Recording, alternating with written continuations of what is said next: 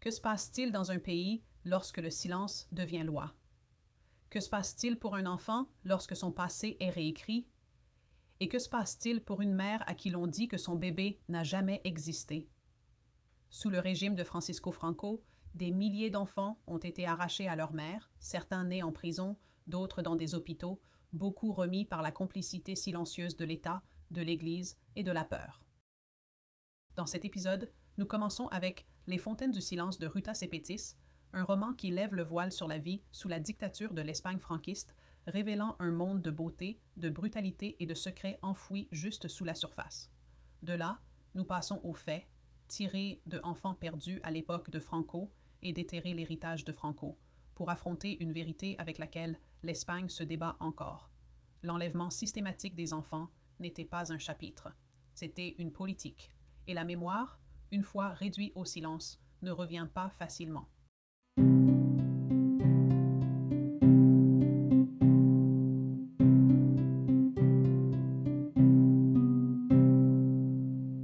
Bienvenue à Gateway Books par Crestance, où nous explorons les histoires qui relient la fiction historique aux vérités de notre passé et les échos qui façonnent encore notre présent.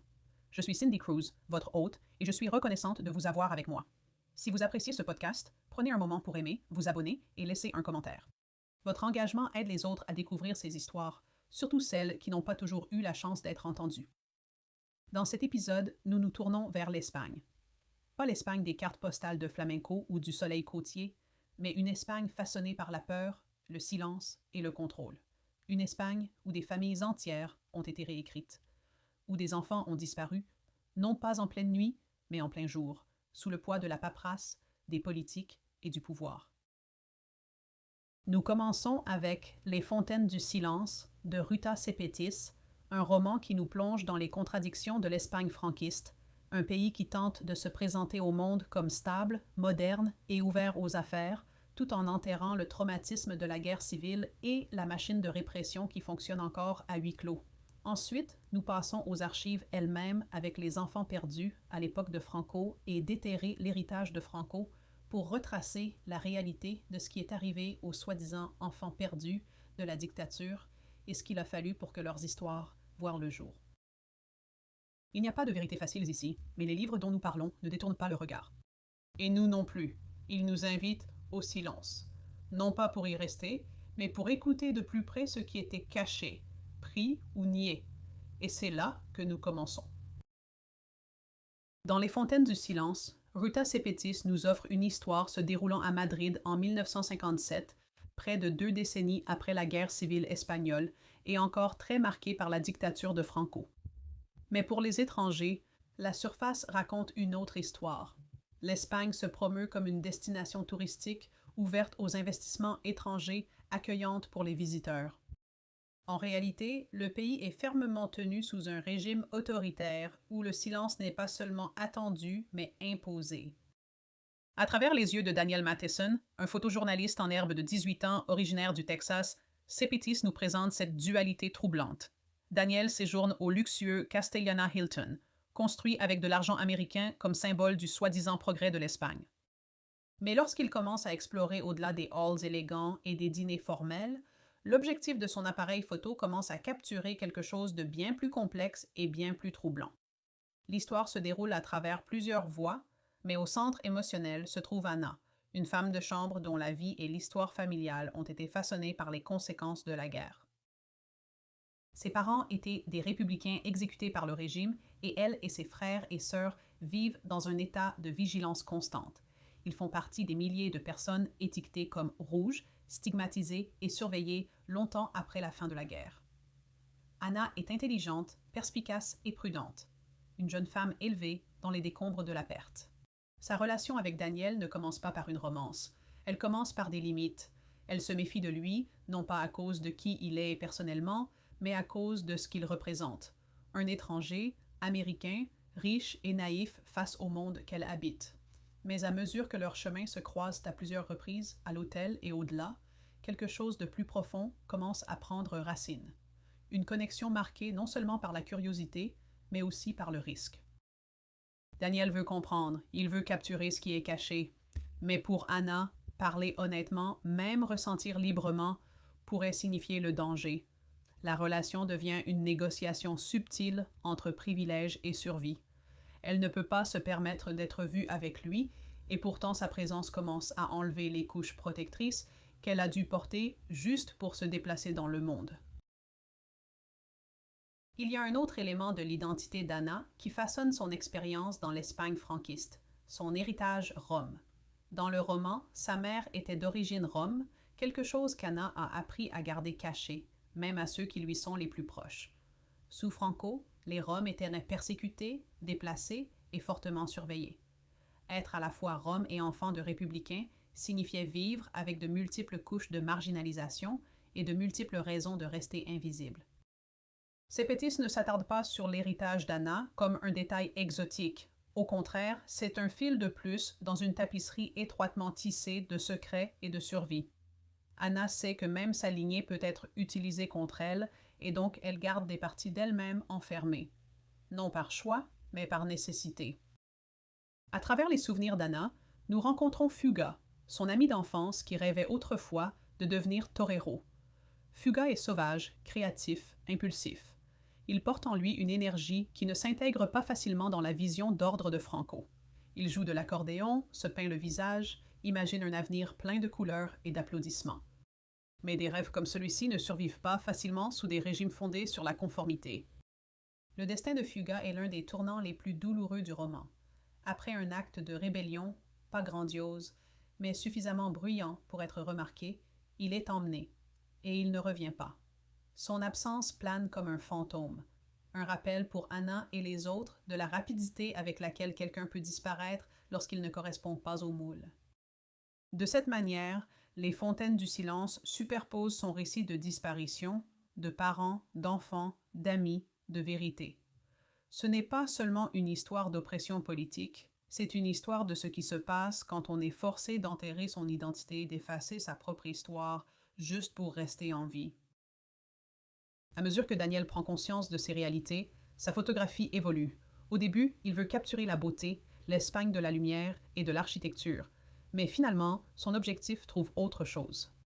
Les visages usés des ouvriers, la fatigue des femmes dans les hôpitaux, les yeux hantés des enfants dans les orphelinats. Il ne comprend pas toujours ce qu'il voit, mais l'appareil photo le capture quand même. Une documentation silencieuse de quelque chose que personne ne veut qu'il voie. L'une des intrigues les plus troublantes du roman tourne autour de l'adoption.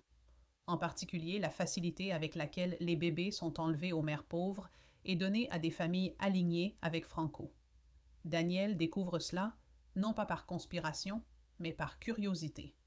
Il remarque des incohérences, il entend des rumeurs, et peu à peu la vérité devient impossible à ignorer. Sepetys a basé ces éléments sur des pratiques historiques documentées. Pendant le régime de Franco et même pendant des années après, des bébés étaient enlevés à des femmes jugées inaptes, souvent pour des raisons politiques, et placés dans des familles franquistes, parfois par le biais d'institutions religieuses, parfois par des canaux officiels, et souvent sans le consentement ou la connaissance de la mère biologique. Ce qui a commencé comme une représaille contre les familles républicaines a évolué en un système plus large de purification idéologique et d'ingénierie sociale. Dans le roman, cela n'est jamais traité comme une histoire lointaine. Cela vit à travers Julia, la sœur d'Anna, qui lutte pour survivre dans une société qui n'offre aucune justice. Cela vit dans les scènes d'hôpital où l'information est retenue. Cela vit dans les silences entre les personnages. Des silences qui ne sont pas des lacunes dans l'histoire, mais font partie de l'histoire elle-même. Même le titre « Les Fontaines du Silence » a du poids. Les fontaines suggèrent quelque chose qui coule, quelque chose de visible.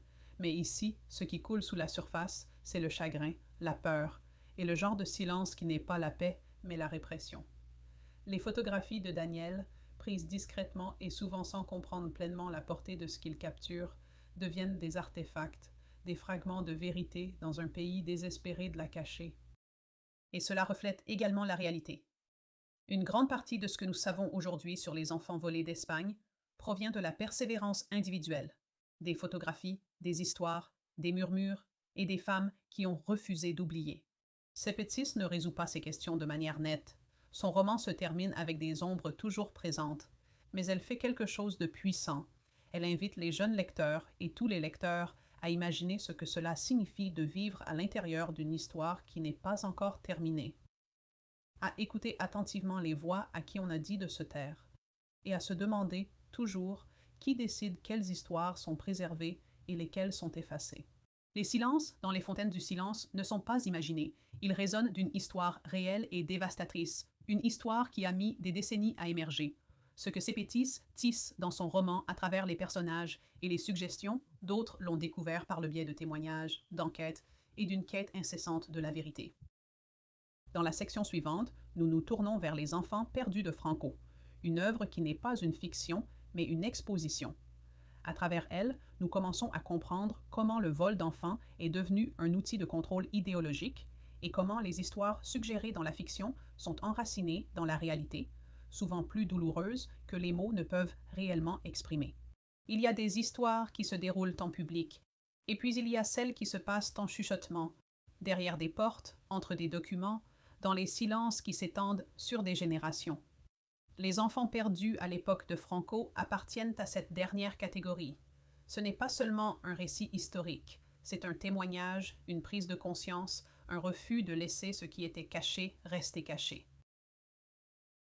Ce livre est né d'un documentaire révolutionnaire diffusé en Espagne.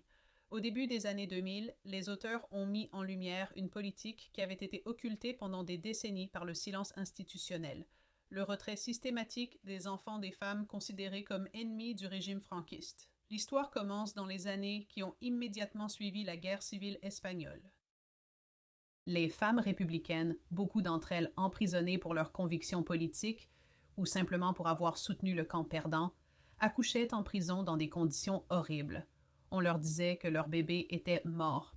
En réalité, beaucoup de ces nourrissons étaient enlevés et donnés à des familles loyales au régime, des familles à qui l'on disait qu'elles sauvaient ces enfants de mères dangereuses et inaptes. Mais ce qui avait commencé comme une arme politique, punir les femmes en rompant le lien maternel, allait évoluer en quelque chose d'encore plus insidieux. À mesure que la dictature consolidait son contrôle, cette pratique s'est étendue à un projet social et idéologique plus large. Les enfants n'étaient plus seulement pris aux prisonniers, ils étaient pris aux pauvres, aux célibataires, aux fervents catholiques, qui étaient manipulés pour croire que l'Église et l'État savaient mieux qu'eux. Les enfants perdus à l'époque de Franco met en avant les voix de ceux qui ont vécu cela, les femmes à qui on disait que leurs enfants étaient morts et les enfants devenus adultes qui ont découvert, parfois par accident, qu'ils avaient été adoptés dans des circonstances suspectes ou falsifiées.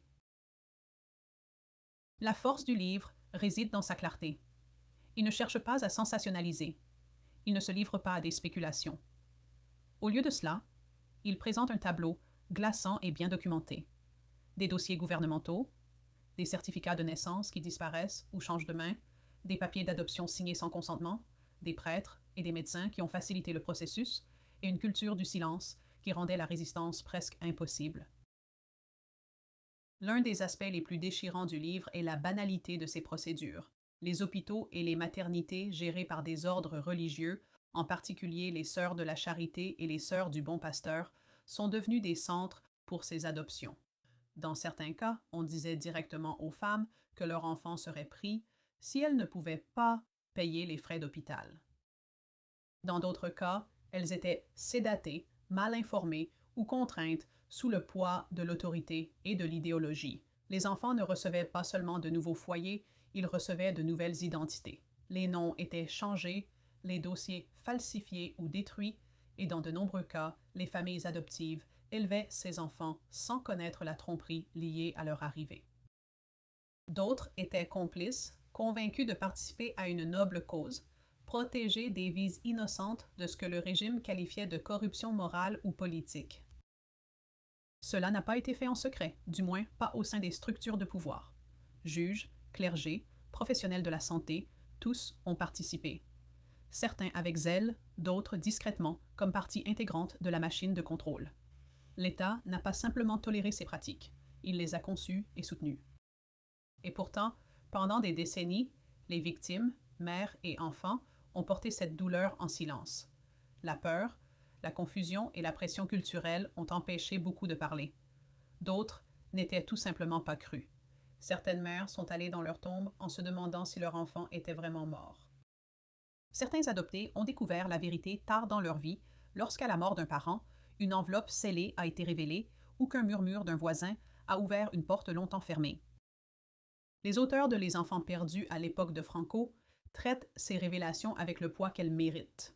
Chaque histoire est unique, remplie de désir, de colère, d'incrédulité et d'un besoin douloureux de savoir qui l'on est vraiment. Mais ensemble, ces histoires pointent vers un traumatisme collectif. Une non confinée à une seule génération, mais résonnant à travers le temps. Il est important de noter que le livre ne présente pas ces événements comme des tragédies isolées. Il les nomme pour ce qu'ils sont, une politique de séparation forcée et de rééducation idéologique approuvée par l'État. Bien que les chiffres restent incertains, de nombreux dossiers n'ont jamais été conservés ou ont été détruits, les estimations conservatrices placent le nombre dans les dizaines de milliers. Certains chercheurs suggèrent que le nombre d'enfants affectés pourrait atteindre 300 000. Le livre explore également les limites de la justice. Dans l'Espagne post-Franco, personne n'a été poursuivi pour ces crimes. La loi d'amnistie de 1967, adoptée lors de la transition du pays vers la démocratie, a effectivement protégé les auteurs de crimes politiques de toute poursuite. Pour les familles touchées, cela signifiait non seulement vivre avec la perte, mais aussi vivre sans reconnaissance ni recours. Et pourtant, il y a de la résistance. La publication de ce livre, la diffusion du documentaire original et le travail des militants, des généalogistes et des associations de victimes ont commencé à briser le silence. Des bases de données ADN ont été établies, de nouvelles lois ont été proposées. Certaines familles ont été réunies, et d'autres continuent de chercher. L'acte de nommer, de reconnaître, devient une forme de justice en soi. Les enfants perdus à l'époque de Franco se tient comme un témoignage de cet effort. Cela nous montre que l'histoire n'est pas seulement écrite par les vainqueurs, parfois elle est récupérée, morceau par morceau, par ceux qui refusent d'oublier. Les histoires dans Les enfants perdus à l'époque de Franco ont révélé l'une des violations les plus intimes et dévastatrices du régime, mais elles font aussi partie d'un silence beaucoup plus vaste. Ce qui est arrivé à ces enfants et aux familles dont ils ont été arrachés est indissociable d'un héritage national d'oubli. Dans le prochain livre, Déterrer l'héritage de Franco, nous affrontons cette histoire plus large. Non seulement les crimes eux-mêmes, mais aussi le long et souvent douloureux processus de les mettre en lumière. Que faut-il pour exhumer les souvenirs d'un pays à qui l'on a dit pendant des décennies de tourner la page? Et qui décide quel passé est rappelé et lequel reste enfoui? Si Enfants perdus à l'époque de Franco confronte les vies volées des individus, Déterrer l'héritage de Franco nous demande de regarder le sol sous ces histoires, littéralement et métaphoriquement. Publié en 2010, ce volume interdisciplinaire rassemble les travaux de chercheurs, historiens et critiques culturels pour examiner comment l'Espagne a ou n'a pas traité l'héritage du franquisme depuis la mort du dictateur en 1975. L'objectif n'est pas de raconter ce qui s'est passé pendant la dictature, mais de montrer comment ces conséquences ont été mémorisées, réécrites ou contestées. Déterrer un héritage n'est pas seulement un exercice académique. En Espagne, c'est un acte politique et émotionnel, souvent contesté à tous les niveaux. Le terme évoque l'exhumation littérale des fosses communes, la recherche de parents disparus, le travail minutieux des associations de mémoire et les débats publics qui continuent de diviser la société espagnole. Mais cela renvoie aussi à quelque chose de plus profond, une confrontation avec le passé que beaucoup ont été incités à oublier au nom de l'unité nationale. L'un des arguments centraux du livre est que le silence n'était pas simplement ce qui restait après Franco. C'était une politique en soi, intégrée dans l'architecture même de la transition démocratique de l'Espagne. La loi d'amnistie de 1967, adoptée comme un geste de réconciliation politique, garantissait l'immunité aux auteurs de crimes commis pendant la dictature. Pas de commission de vérité, pas de procès, pas de réparation. L'Espagne a choisi ce qu'on a souvent appelé un pacte de l'oubli. Ce pacte n'était pas seulement juridique, il a façonné l'éducation, les médias et le discours public pendant des décennies. Les manuels d'histoire omettaient largement ou passaient sous silence la guerre civile et les crimes du régime. La télévision et le cinéma évitaient le sujet. Les familles, souvent par traumatisme ou par peur, ne parlèrent pas ouvertement de ce qu'elles avaient enduré. Il en résultait une forme d'amnésie démocratique, un pays avançant sans avoir pris la mesure de son passé. Déterrer l'héritage de Franco défie ce silence de front. Les contributeurs examinent comment la mémoire du franquisme a refait surface, parfois prudemment, parfois avec défi, dans la littérature, le cinéma, les politiques publiques et l'activisme. Du travail d'écrivains comme Javier Cercas aux exhumations menées par des organisations de mémoire de base, le livre cartographie un pays encore en tension avec son passé. Plusieurs chapitres se concentrent spécifiquement sur l'exhumation des fosses communes. Sous Franco, environ 100 000 personnes ont été exécutées et enterrées dans des fosses anonymes à travers le pays, leurs noms absents des registres officiels. Leurs corps ont été privés d'une sépulture décente. Le gouvernement démocratique qui a suivi n'a pas donné la priorité à la localisation ou à l'identification de ces tombes. Ce sont les survivants, les enfants et les petits-enfants qui ont dû pousser pour la reconnaissance. Ces efforts ont souvent rencontré de la résistance. Les gouvernements municipaux refusaient les permis. Les dirigeants de l'Église prônaient le pardon plutôt que l'exhumation. Les critiques accusaient les défenseurs de la mémoire de rouvrir des blessures qu'il valait mieux laisser fermer. Et pourtant, les fouilles se poursuivaient non seulement dans les champs et les forêts, mais aussi dans les archives, les greniers et les témoignages familiaux. La mémoire est devenue une forme d'activisme. Chaque os déterré, chaque nom restauré, un acte de défi silencieux. Le livre explore également les dimensions culturelles de la mémoire, comment les romans, le cinéma et l'art visuel ont pris en charge le travail que les histoires officielles refusèrent de faire. Dans de nombreux cas, la fiction est devenue le vecteur de vérité qui ne pouvait pas encore être exprimé en public. Cela reflète le ton et la fonction que nous avons vus dans Les Fontaines du Silence. La fiction devenant une forme de récupération historique lorsque les faits étaient encore trop dangereux ou trop réprimés pour être nommés à haute voix. Il est important de noter que déterrer l'héritage de Franco ne romantise pas ce processus. Les auteurs sont lucides quant aux limites du mouvement de la mémoire en Espagne. Les progrès ont été inégaux. La volonté politique a été inconsistante. Des lois reconnaissant les droits des victimes ont été adoptées, puis sous-financées ou ignorées. Pendant ce temps, la Vallée des Déchus, un monument construit par des prisonniers républicains et abritant la tombe de Franco pendant des décennies, est resté un symbole national de mémoire non résolue jusqu'à ce que ses restes soient exhumés en 2019, plus de 40 ans après sa mort. L'héritage des enfants volés fait partie de cette réflexion plus large. Bien que chaque essai du volume ne l'aborde pas directement, le thème de la rupture, de l'identité perdue et de la narration réprimée traverse tout le livre. Le silence qui entourait les enlèvements n'était pas exceptionnel, il était structurel. Et sa persistance témoigne de la profondeur avec laquelle les mécanismes de l'oubli étaient ancrés dans l'identité de l'Espagne post-dictature. Ce que déterrer l'héritage de Franco met en évidence, c'est que la mémoire n'est pas statique. Elle évolue, elle traverse les générations et elle nécessite souvent des conflits intellectuels, émotionnels, juridiques pour émerger. Le livre n'offre pas de conclusion facile. Au lieu de cela, il invite les lecteurs à s'asseoir avec l'inconfort de l'ambiguïté.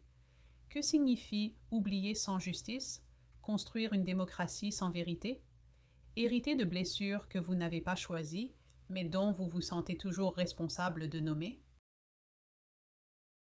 Un chapitre examine le rôle des descendants, les fils et les filles des exécutés, des disparus, des réduits au silence, qui ont repris le travail que leurs parents n'ont pas pu achever. Pour beaucoup, la mémoire n'est pas une question de vengeance, c'est une question de dignité, de rendre un nom à une tombe, de dire la vérité pour qu'elle ne puisse plus être niée. Un autre chapitre examine comment la mémoire a pénétré dans les salles de classe, ou non. Dans certaines régions d'Espagne, les élèves reçoivent encore peu ou pas d'éducation sur les années Franco. Le programme reste fragmenté, souvent dépendant de la politique locale. En conséquence, une génération entière a grandi dans un pays où le passé récent reste au mieux incomplet. La dictature, si elle est mentionnée, est souvent traitée comme un épisode lointain, et non comme le fondement sur lequel une grande partie de l'Espagne moderne a été construite. Et ainsi, le mot continue non seulement par les chercheurs ou les historiens, mais par les citoyens ordinaires.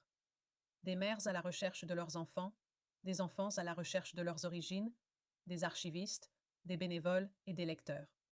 Chaque document découvert, chaque tombe marquée, chaque témoignage préservé devient partie d'un contre-récit plus vaste, celui qui dit que l'oubli n'est pas une guérison, c'est un effacement. Dans ces derniers chapitres, le livre revient à une idée centrale. La mémoire ne concerne pas seulement le passé. Elle façonne ce que nous devenons. La manière dont une nation se souvient, ou refuse de se souvenir, définit ses valeurs. Ces silences ne sont pas neutres. Ce sont des choix. Déterrer l'héritage de Franco n'est pas un livre de réponses, c'est une carte de questions. Comment reconstruire un pays sur des fausses communes? Comment enseigner l'histoire quand une grande partie a été cachée? Quel type de justice est possible après tant de temps écoulé?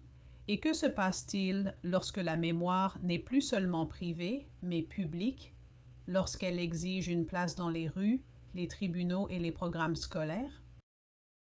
Ce ne sont pas seulement des questions pour l'Espagne, ce sont des questions pour quiconque vivant dans les séquelles d'un traumatisme, dans un pays où le récit a été façonné davantage par ce qui a été omis que par ce qui a été dit. Et pour ceux qui l'ont vécu ou en ont hérité les conséquences, ce souvenir devient non seulement un acte moral, mais aussi profondément personnel. Dans cet épisode, nous avons traversé des histoires qui n'étaient pas censées être racontées. Nous avons commencé avec la fiction dans les fontaines du silence, où le poids de ce qui ne peut être dit façonne chaque geste, chaque décision. Nous avons suivi l'objectif de Daniel, qui capturait non seulement des images, mais des vérités que l'Espagne a tenté d'effacer. Ensuite, nous nous sommes tournés vers les témoignages des enfants volés dans Les enfants perdus du temps de Franco, et vers les familles qui cherchent encore des noms, des archives, des réponses. Enfin, dans Déterrer l'héritage de Franco, nous nous sommes tenus au bord du silence lui-même, face à la question de savoir comment un pays se souvient de ce qu'il a autrefois exigé d'oublier. Ce qui émerge n'est pas seulement un récit historique, c'est un portrait du silence utilisé comme une arme et de la mémoire comme résistance. Dans chacun de ces livres, nous trouvons une défiance silencieuse. Dans La peur d'Anna, dans les mères qui n'ont jamais cessé de demander, dans les activistes qui continuent de creuser. Ce ne sont pas des histoires de clôture. Ce sont des histoires de persistance, de personnes qui ont tenu à la vérité, même quand le monde leur disait de ne pas le faire. Et c'est peut-être cela l'héritage qui compte le plus, non pas les crimes d'un régime, mais le courage de ceux qui refusent de les laisser disparaître. Merci d'avoir pris le temps de découvrir ces histoires et d'avoir choisi de lire, réfléchir et vous souvenir avec nous. Chez Crestance, nous croyons que les livres ouvrent plus que des pages. Ils ouvrent des conversations, soulèvent des questions et nous aident à porter le passé avec plus de soin. Si vous souhaitez explorer davantage, visitez crestance.com où vous trouverez des articles inspirés par la lecture, des journaux et des pièces réfléchies créées pour ceux qui voient les livres non seulement comme des histoires, mais comme des compagnons. Si cet épisode vous a touché, nous serions ravis que vous aimiez, commentiez ou partagiez. Chaque interaction aide d'autres personnes à découvrir les voix et les histoires que nous mettons en lumière ici, en particulier celles qui ont été réduites au silence pendant trop longtemps. Votre présence ici compte.